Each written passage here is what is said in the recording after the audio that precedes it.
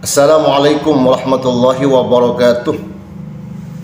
Alhamdulillah, Allahumma salli wa sallim ala sayyidina Muhammadin bil lisani jami'ati fi hadratil wasi'ah salatan tamuddu biha jismi min jismihi wa qalbi min qalbihi wa ruhi min ruhihi wa sirri min sirrihi wa ilmi min ilmihi wa amali min amalihi wa khuluqi min khuluqihi wa wijhati min wijhatihi wa niyati min niyatihi wa qasdi min qasdi wa ta'udu wa laqatu alayya wa ala awladi wa ala ashabi wa ala ahli asri ya nur ya nur ya nur ya nur ija'alni nuram bihaqqin nur. Sahabatku dimanapun kalian berada, mari kita tonton lanjutan video part 2-nya ya sahabatku ya, yang mana Dr. Ribut ya beserta VS Tempopuri ya lagi panas-panasnya nih membahas tentang tesisnya Imanuddin. Yuk tonton videonya, semoga bermanfaat.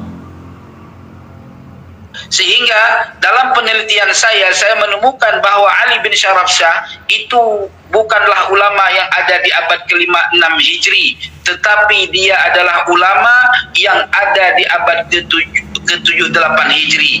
Artinya Imam Ali, Sayyid Ali bin Syarafsyah bin Abil Ma'ali, beliau wafat 740 Hijri. Sementara Al-Imam Fakhruddin Ar-Razi wafat 600 Hijri. 606 Hijri ya wafatnya Imam Fakhruddin Ar-Razi. Lalu bagaimana Imam Fakhruddin Ar-Razi mampu membacakan naskah kitabnya di hadapan orang yang belum dilahirkan ke alam dunia ini? Itu yang harus dijawab oleh Imanuddin.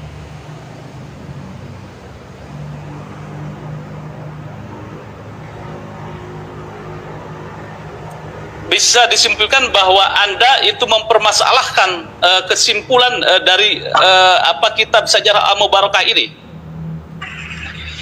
Ya, sesuai dengan naskah yang ada dalam perkataan Imam Fakhruddin Ar-Razi.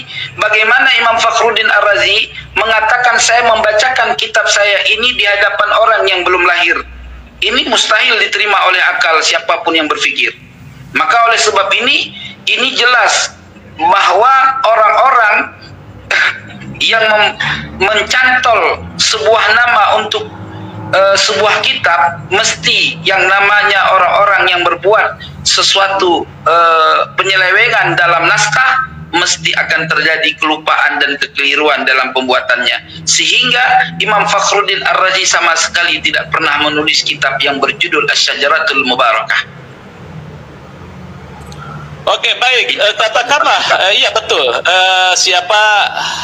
Fahru Roji adalah tadi dikatakan wafat 606 Hijri, dan dia ada di Roy, pengarang kitab ini.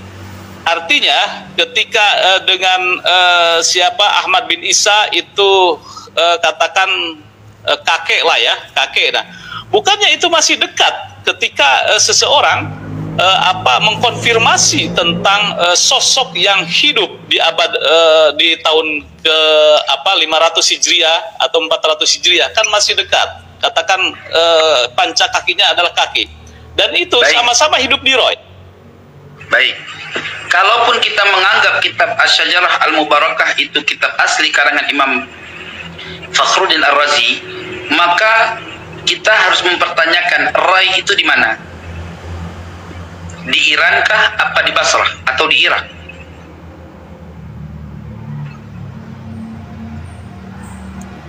Oke, lanjut.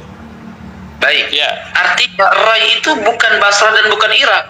Sementara Ibnu Toba penulis kitab Abnaul Imam itu orang Irak, dan Imam Ahmad bin Isa ada di Irak. Ahmad bin Isa bin Muhammad bin Ali bin Ja'far itu ada di Irak. Nah, beliau mencatat keluarga daripada Ahmad bin Isa pada masa dia bertemu di Irak dan Basrah sebelum dia berhijrah. Lalu Imam Fakhruddin Ar-Razi menukil daripada siapa? Keluarga Imam Ahmad bin Isa hanya menentukan dengan 3 orang. Tidak ada satupun ulama di masa abad 567 ya, di masa abad 567 yang menentukan anaknya Imam Fakhruddin Ar-Razi terbatas inhisar hanya 3. Saya butuh daripada referensi sanad, dari mana Imam Fakhruddin Ar-Razi menemukan anaknya Imam Ahmad bin Isa hanya terbatas dengan 3. Tidak ada satu sumber pun. Di Al-Muntaqilah hanya menyebutkan 2. Di Tahdzibul Ansab menyebutkan 1.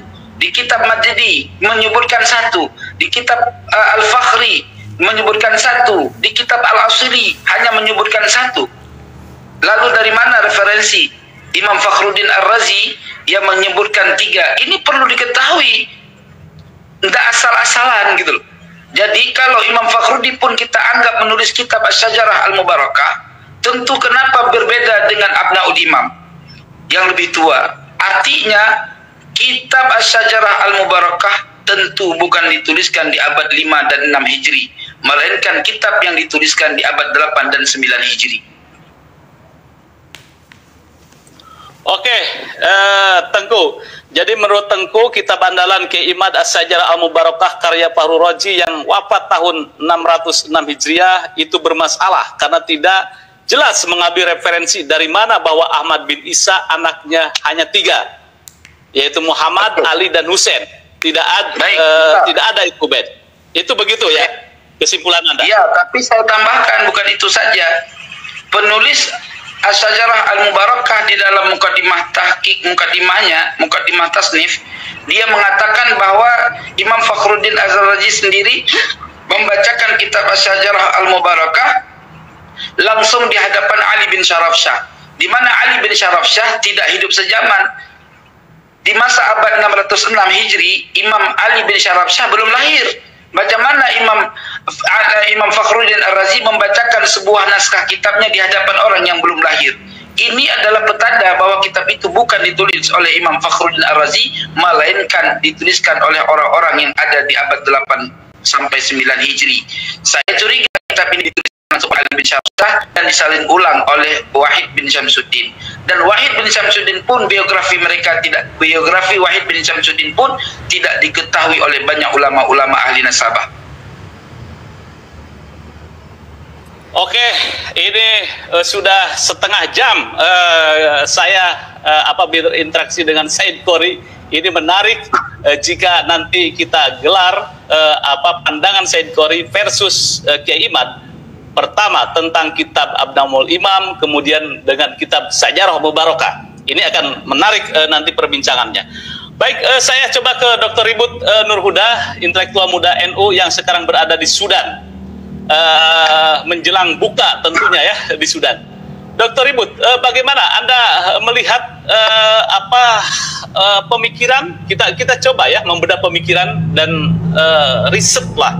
Kiai Imad melakukan riset bahwa nasab Alawi tidak tersambung, kemudian juga Tengku Qori yang tadinya juga membela nasab Alawi, kemudian berbalik membela kajian Kiai Imad, kemudian sekarang juga berbalik kembali untuk membela, mengukuhkan nasab Alawi tersambung ke Rasulullah. Menurut Anda bagaimana dengan pemaparan-pemaparan yang ditemukan oleh Said Qori? Silakan Dr. Ribut. Assalamualaikum warahmatullahi wabarakatuh. Waalaikumsalam. Alhamdulillah alladzi bi ni'matihi tatimmus shalihat. Wassalatu wassalamu ala sayyidis sadat sayyidina wa maulana Muhammadin wa ala alihi wa man syara ala nahjihi ila yaumil mi'ad wa ba'du. Ini yang saya hormati owner pada Suka TV ya, Pak Yusuf Mars, dan yang saya hormati juga Tengku Qori yang beliau sudah tidak asing lagi di kalangan para pengkaji nasab ya di era digital saat ini. Alhamdulillah tadi temanya seperti yang disampaikan oleh Pak Yusuf tadi, yaitu bagaimana Tengku Qori ya, ini beliau hijrah dari yang tadi disebut dalam tanda kutip ya, dalam tanda kutip sebagai kalangan penolak ketersambungan nasab, sekarang menjadi berbalik, yaitu pendukung ketersambungan nasab. Ini saya mau memulai dulu, ini adalah pembahasan masih dalam koridor berpikir Islami, koridor kajian keislaman. Ya, karena apa?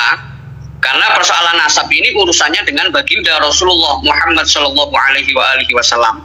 Jadi bukan persoalan nasab nasab orang fasik, tapi nasab orang paling mulia ya di dunia dan akhirat. Nah, yang kedua ini tentunya kalau Tengku Qori ingin mencoba menjadikan ini sebagai polemik, ya perdebatan tertulis, di mana Kiai Imad itu dengan tesisnya, ya, dan tersirat dalam buku-bukunya, terakumulasi dalam buku-bukunya, ya sekitar ada 8 karya tulis, ya, dengan perjalanan beliau sebagai intelektual pesantren itu, dan juga cara akademisi beliau juga melewati proses bagaimana cara membuat tesis. Ini tentunya bukanlah sesuatu yang kita anggap sebagai tahsilul hasil, penelitian yang sia-sia atau penelitian yang hanya membeu dengan sebelumnya. Dalam arti seperti yang dikatakan oleh Tengku Qori sendiri, berdiri di atas ilmunya sendiri. Yang juga nanti akan mencoba ditunjukkan oleh Tengku Qori bagaimana beliau berdiri di atas ilmunya sendiri. Walaupun tanpa melupakan bahwa ilmu itu sifatnya universal. Ilmu itu sifatnya universal, bisa dikaji di meja akademik secara objektif. Ya, hanya saja persoalan masalah nasab ini kembali kepada persoalan kejujuran, ya, kejujuran intelektual tentunya, autentifikasi, keaslian, ya, bertolak pada hawas, bertolak pada kesaksian mata dia anaknya si A atau bukan, kemudian kesaksian itu kemudian menjadi tulisan atau berita lisan dan tertulis dan terwariskan sampai sekarang, yang warisan itu berupa tulisan yang kemungkinan tulisan itu bisa diperdebatkan, ya, bisa diperdebatkan. Nah, sekarang dunia intelektual itu begitu terbuka. Ini yang perlu saya juga meminta konfirmasi juga nanti ke Tengku Qori, di mana persoalan nasab ini kalau dalam YouTube yang beredar, ya, video yang viral, Tengku Qori kan juga secara sadar mengatakan bahwa ulama nasab itu telah merilis sebuah fatwa yang ada di Lebanon, ya, yang kata Tengku Qori itu ada 22 halaman, dan itu kesimpulannya adalah membatalkan nasab Ba'alawi. Apakah ini berita yang sikoh yang disampaikan oleh Tengku Qori, artinya yang berita yang bisa dipercaya, ataukah Tengku Qori ingin mencoba melawan fatwa tersebut yang disebutkan ulama nasab berkumpul di Lebanon, kemudian mengkaji dan mengeluarkan fatwa bahwa Ba'alawi bukan nasab baginda, tidak punya nasab yang tersambung kepada baginda Nabi Muhammad Shallallahu Alaihi Wasallam. Ini yang perlu di garis bawahi, bagaimana Tengku Qori secara paradigmatik itu punya landasan ataukah beliau masih dalam proses. Awalnya proses katanya tadi beliau menyampaikan proses mencari kebenaran, sekarang bukan sebagai antitesa tapi masih dalam proses untuk mencari kebenaran yang mungkin nanti disebut sebagai antitesa. Nah, ini yang perlu saya garis bawahi. Jadi kalau dengan karya-karya Ki Imad itu sudah cukup untuk diverifikasi bahwa beliau sebagai peneliti nasab. Ya, kalau zaman dahulu orang punya karya 2, 3, 4 itu sudah akan disebut sebagai ahli. Walaupun ahli dalam ilmu, dalam arti ahli dalam informasi yang kekayaan informasi, bukan ahli dalam akumulasi informasi, bukan ahli dalam keilmuan yang terstruktur, yang sistematis, yang memiliki metodologi tertentu. Nah, itu beda lagi. Nah, di zaman akademik sekarang ini, orang yang disebut ahli itu tidak hanya dalam hal beliau mampu mengakumulasi pengetahuan, Dan pengetahuan itu berjasa pada orang-orang setelahnya sehingga dia disebut ahli. Tetapi ahli zaman sekarang orang yang bisa ya membuktikan secara ilmiah dengan metodologi ilmiah. Ya kasarannya kalau disebut apakah persoalan perdebatan nasab antara Tengku Qori dan Kiai Imad itu adalah sudah sampai pada titik interpretasi, titik penafsiran dalam kajian sejarah, ya tentunya sepertinya belum. Karena memang datanya bukan data baru. Tetap kitabnya Abnaul Imam dan muhakiknya juga belum ada muhakik lain yang pernah disampaikan oleh Kiai Imad.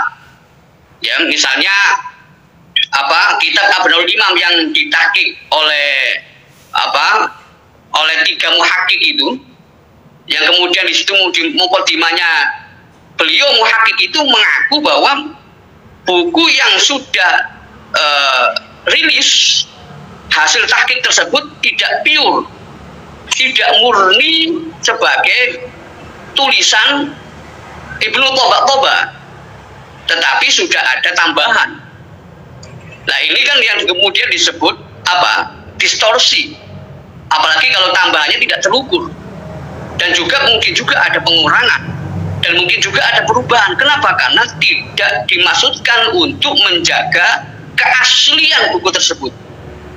Nah ini yang perlu diperhatikan, karena akan percuma kalau masuk meja akademik ya tidak lolos lagi. Nah oleh karena itu sumber primer ini apakah ada yang baru? Kemudian ketika sudah ada yang baru, apakah sudah diverifikasi, sudah dilewati kritik? Ya kritik itu nakat itu qiraatu malam yukro, membaca apa yang belum terbaca. Kalau semua sudah terbaca dan terjadi konsistensi dan koherensi, ya yang kemudian disimpulkan bahwa kitab itu terdistorsi, maka bisa disebutkan kitab itu tidak bisa menjadi rujukan. Kemudian ketika dibandingkan dengan kitab yang lain, referensi sumber primer lain, misalnya kitab Imam Fakhruddin Ar-Razi, Asy-Syajaratul Mubarakah itu yang diterbitkan oleh penerbit kredibel. Apakah kemudian ya ulama-ulama nasab internasional kemudian mengatakan kitab Syajaratul Mubarakah itu tidak valid? Itu kan juga tidak mungkin. Itu sangat simplistis, sangat menyederhanakan persoalan. Jadi ini yang perlu dipertimbangkan lagi. Bagaimana mungkin Tengku Qori ini ingin mendelegitimasi kitab Syajaratul Mubarakah sebagai sumber primer dalam kajian nasab, kemudian sebaliknya ingin mengangkat keaslian kitab Abnaul Imam yang mungkin judulnya ya kalau dalam kajian-kajian yang sudah beredar itu kan ya tadi juga disebutkan oleh Pak Yusuf bagaimana Jamalul Lail itu juga menawarkan tema bukan Abnaul Imam, yang menunjukkan bahwa ya kitab itu bukan murni tapi sudah melalui percampuran dan sebagainya. Nah ini yang kedua. Kemudian yang ketiga ini perlu ditekankan ya bahwa ya mohon maaf, ini saya tidak bermaksud untuk membanding-bandingkan.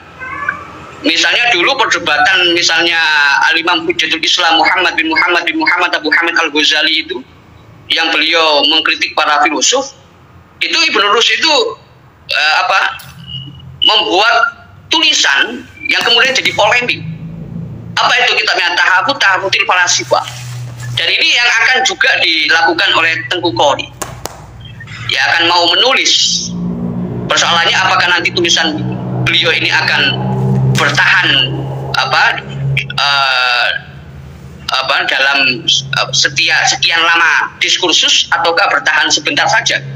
Kalau tesis Kiai Imad itu bertahan ya bisa disebut sanawat, bukan sanatain lagi, bukan 2 tahun lagi, tapi sanawat, bertahun-tahun bertahan tanpa harus merusak hubungan antara sesama muslim, antara klan Indonesia dengan klan misalnya dengan Pak Alawi di Yaman, ya nggak merusak masalah hubungan itu syai'un akhir. Tapi dalam masalah ilmiah ini yang harus betul-betul kita menjauhkan emosi.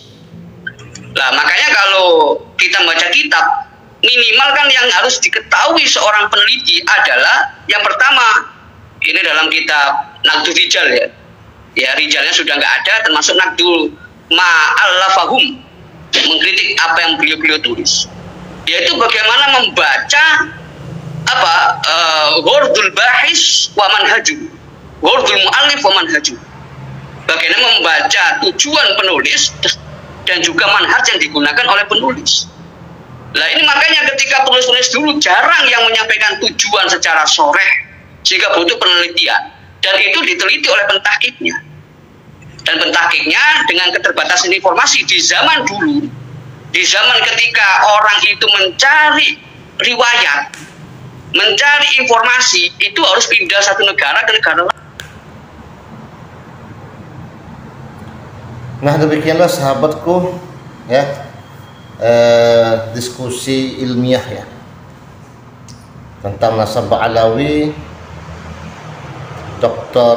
Ribut Nurul Huda PS Tengku Qori. Bagaimana menurut kalian? Dan tunggu part 3-nya sahabatku ya. Semoga video ini bermanfaat dan tetap semangat untuk menjalin persatuan dan kesatuan umat. Jangan sampai terpecah belah dengan adanya masalah. Hadapi masalah tersebut dengan akal sehat dan penuh keimanan kita kepada Allah Subhanahu wa taala. Dan saya mohon maaf yang sebesar-besarnya jika terdapat hal yang kurang berkenan, dan saya akhiri ma'assalamah fi amanillah. Wassalamualaikum warahmatullahi wabarakatuh. Sampai jumpa.